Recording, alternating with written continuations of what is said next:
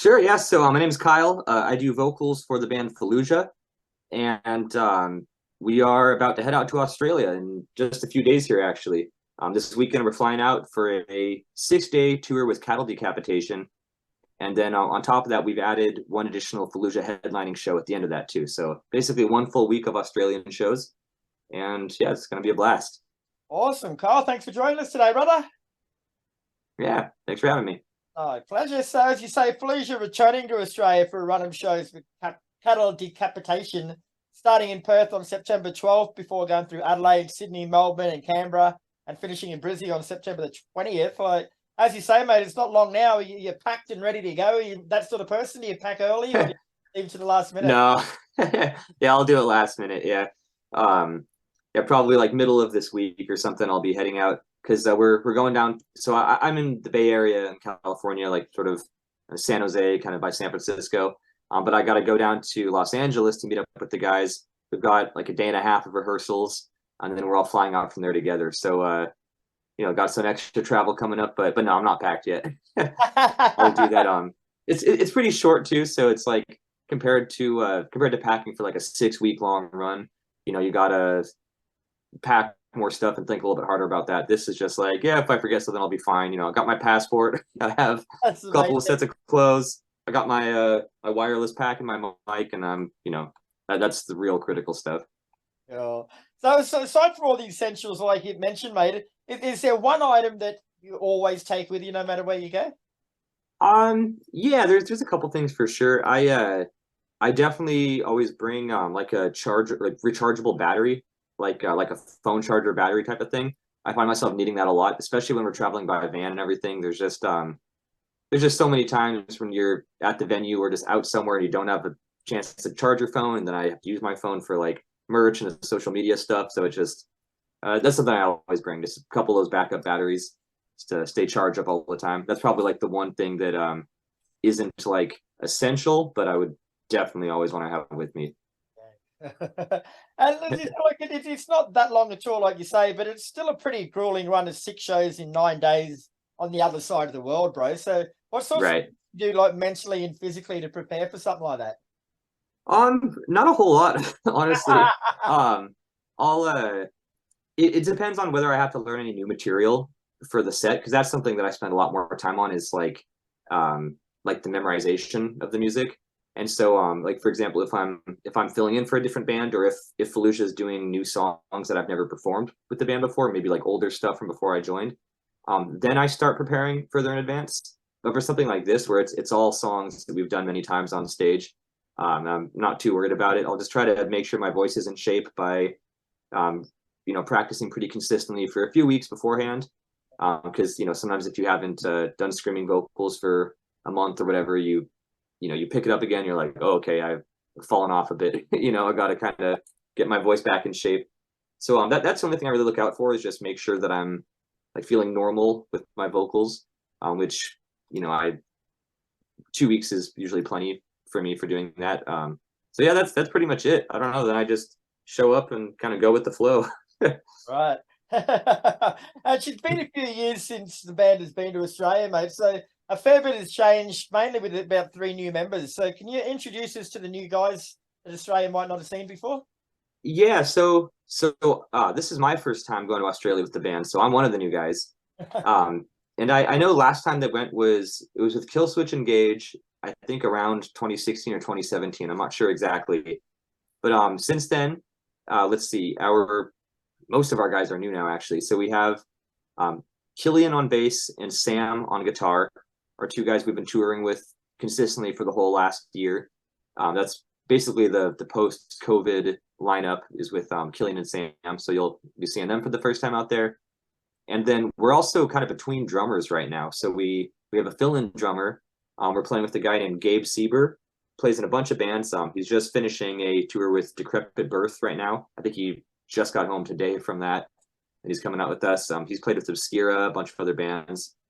So he's just filling in for us on this tour. But yeah, he'll be a new face with the band too. Very good. And yourself, mate, tell us a bit about yourself. People in Australia might not be too familiar with you either. Yeah, so I've been in Fallujah for about a year now, a little bit longer than that. I also have a solo project, sometimes band type of thing called Archaeologist, where in that I do guitar and vocals and a bunch of other stuff.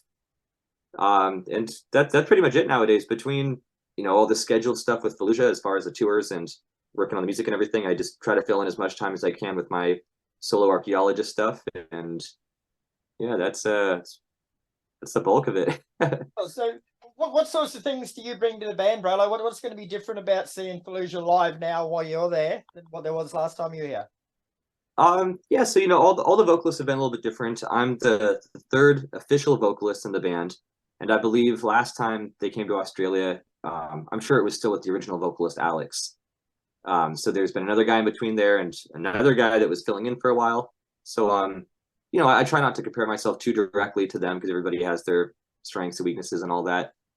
But yeah, I guess one thing that I do a little bit differently is I started clean singing before I got into the screaming vocals, so I have a longer background in that, even though I've been doing screaming vocals for a long time now too. It's like clean vocals are sort of my way I originally got into vocals in the first place. So I've been doing a lot more clean vocals in the set than the other guys typically would do. So there's some parts on the songs where there's like vocal guest features, especially like female vocal parts have been pretty prevalent in older Fallujah releases. So I try to sing those parts when I can, because I'd rather sing it, even if I have to do it an octave down or change the melody or something a little bit. I'd rather sing all the clean vocal parts than just like stand there, and mouth the words or whatever, let it play in the backing track. I just feel more awkward not singing it. So I guess that's one thing. Yeah, you'll see. I do as many clean vocal parts as I can manage to squeeze in. Have you got like have you got a box of angry pills or something there, mate? Because looking at you now, you look like you're too nice to get up there and just smash it. Maybe I need to get some. I need to have some prescribed or something. I don't know if they do angry pills over the counter or how you get those.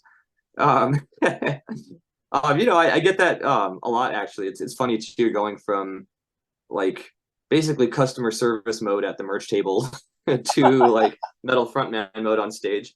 I don't know. I just try to be authentic with it, and like when the music is heavy and aggressive, like I definitely feel that, and I love heavy aggressive music, so I express that however I naturally kind of do on stage, which is probably angrier than my typical demeanor, but I'm not like going to pretend to be some I don't know, somebody totally different either. So I don't know, just kind of find the balance in there. Just feel the music and just I don't. It's like not even like anger necessarily, but just the intensity of the music. Just try to channel that, I guess. Oh, and you toured on the back of your most recent album, Empyrean. So how much of that are you going to be playing live?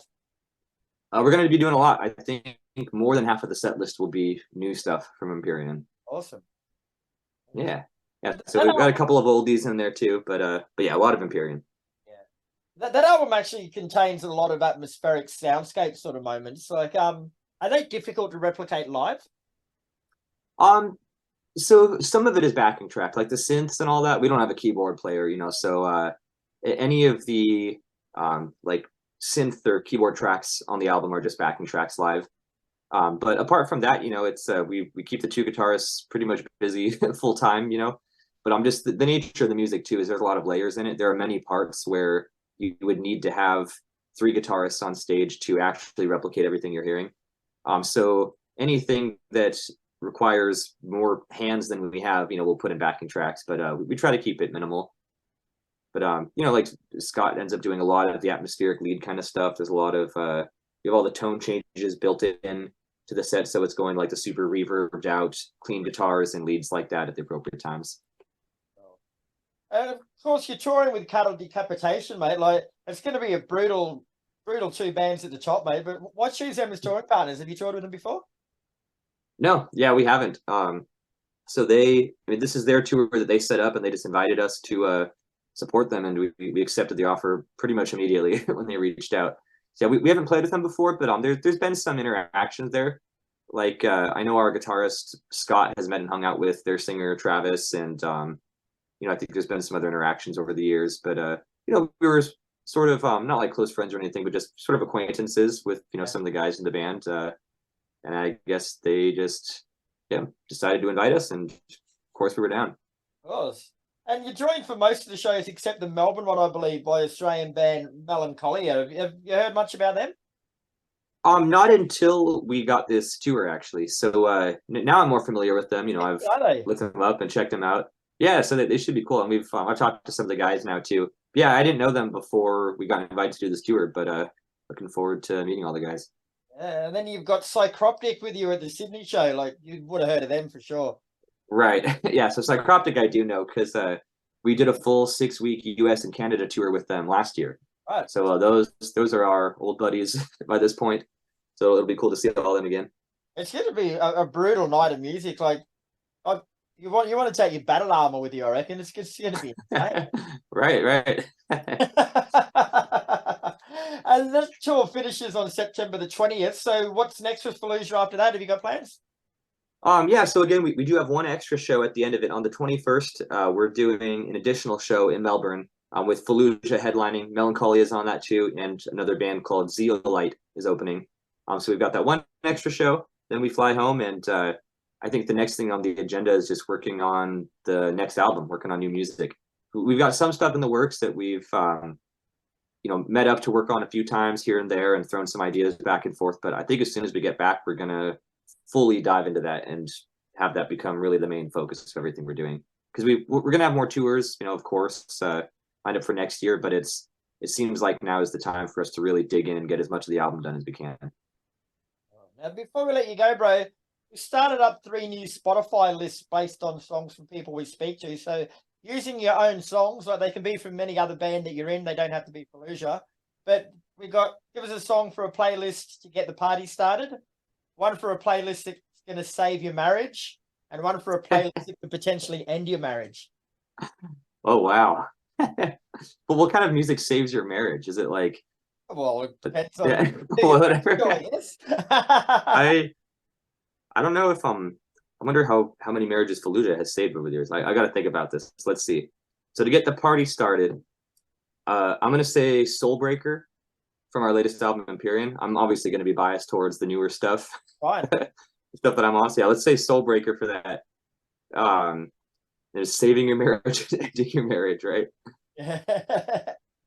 Let's see. To save your marriage, I'll pick something from my other project. I'll do an archaeologist song. Oh yeah. Let's say Winter's Wake Part 1, which also has our guitarist Scott on it. That's can't explain why, but that song will save your marriage. Just give it a shot. Yeah. And how are we gonna end it?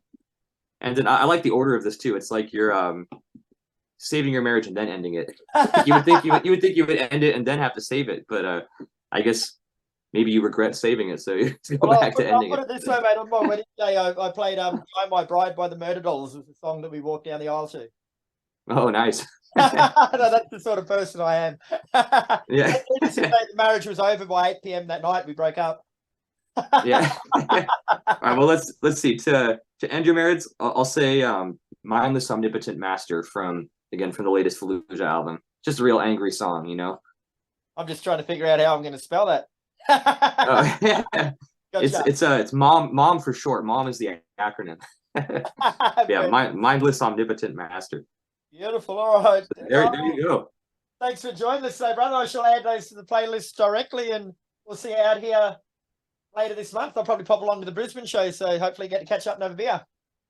Awesome. Sounds good, man. Yeah, I'll see you there. I'll be doing merch, so you know where to find me. I'll come and say hello. Cool. Sounds good, man. Have a rest of your day. Cool. You too. Have a good one.